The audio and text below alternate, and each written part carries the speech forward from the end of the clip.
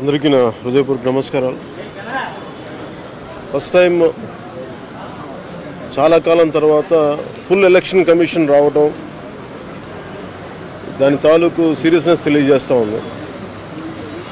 ముఖ్యంగా ఆంధ్రప్రదేశ్ ఎన్నికలు చాలా ప్రజాస్వామ్యబద్ధంగా జరగాలి అని కేంద్రం ఎన్నికల సంఘం నిర్ణయం తీసుకున్నందువల్లే ఈ రోజున ఫుల్ ఎలక్షన్ కమిషన్ ఆంధ్రప్రదేశ్ విజయవాడలో రావడం జరిగింది. చంద్రబాబు గారు తెలుగుదేశం పార్టీ నుంచి 3 సార్లు ముఖ్యమంత్రిగా పనిచేశారు, ప్రతిపక్ష నాయకులుగా ఉన్నారు. ఆయన సుదీర్ఘమైన అనుభవంలో కూడా నేను ఎన్నిసార్లు ముఖ్యమంత్రిగా ఉన్నప్పుడు కూడా ఎలా జరిగినాయని చాలా బాగా వివరించారు. ఎంత ఫెయిర్ ఎలక్షన్ జరగడానికి ఆయన సాయశక్తులు ఎలా కృషి చేశారో చెప్పారు.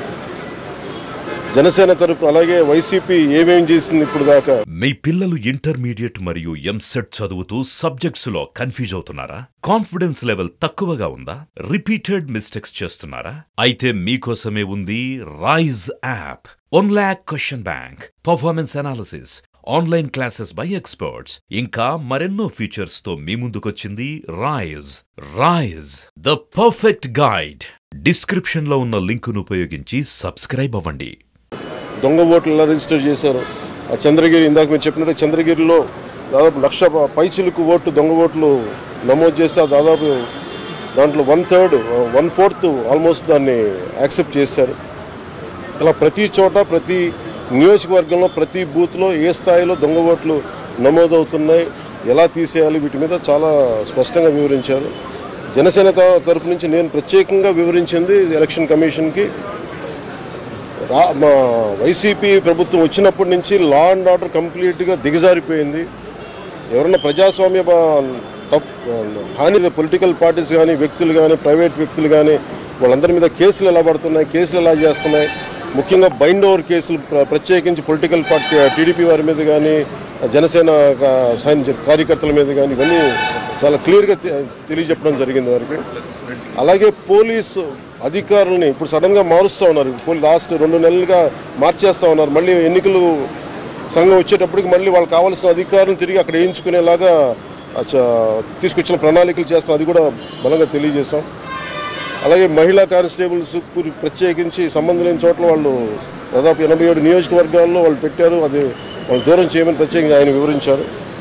నేను ఇంకోటి ప్రత్యేకించి నేను చెప్పింది ఏంటంటే, వాలంటీర్స్ అనేది విలేజ్ సచివాలయం అనేది ప్రత్యేకించి అది యాంటీ కాన్స్టిట్యూషనల్ బాడీ. వాళ్ళని దయచేసి ఎన్నికల సమయంలో వాళ్ళని ఉపయోగించొద్దని చెప్పి ప్రత్యేకించి విన్నవించాం. అలాగే మేము కోరుకుంది ఏంటంటే, మీరు కనుక సంపూర్ణంగా దీని వైపు చూడకపోతే, దీని పారదర్శకత కన్నా దీని ఎలక్షన్ చేయకపోతే ఇక్కడ ప్రజాస్వామ్యం కూని అయిపోద్ది, ఇక్కడ హింస ఎక్కువైపోద్ది. అలాగే గత స్థానిక ఎన్నికల్లో కూడా ఏ స్థాయిలో కనీసం ఒక దళిత యువకుడు లాంటి ఒక కనీసం నామినేషన్ వేసే పరిస్థితుల్లో కూడా లేదు, అందరినీ చేశారని చెప్పి ప్రత్యేకించి అది వివరించాం. ఖచ్చితంగా వాళ్ళు ఒకటే, ఎన్నికల ప్రధానాధికారి ఒకటే చెప్పారు, ఆయన CEO, మేము చాలా కట్టుబడి ఉన్నాం, ఫ్రీ అండ్ ఫెయిర్ ఎలక్షన్ జరిగేలా కట్టుబడి ఉన్నాం అని చెప్పి అంత భరోసాగా ఇప్పుడు మాట్లాడటం. ఖచ్చితంగా ఇది కేంద్రం చాలా సీరియస్గా తీసుకున్న ఆంధ్రప్రదేశ్ ఎలక్షన్స్లోనే తెలియజేస్తూ ఉంది. ఈసారి ఫ్రీ అండ్ ఫెయిర్ ఎలక్షన్స్ ఉంటాయి, ప్రభుత్వాలు మారుతాయి అనే నేను మనస్ఫూర్తిగా నమ్ముతున్నాను. అలాగే ఈ పరిస్థితుల్లో కేంద్ర ఎన్నికల సంఘం ప్రధానాధికారులందరికీ కూడా ప్రత్యేక ధన్యవాదాలు తెలియజేసుకుంటాను.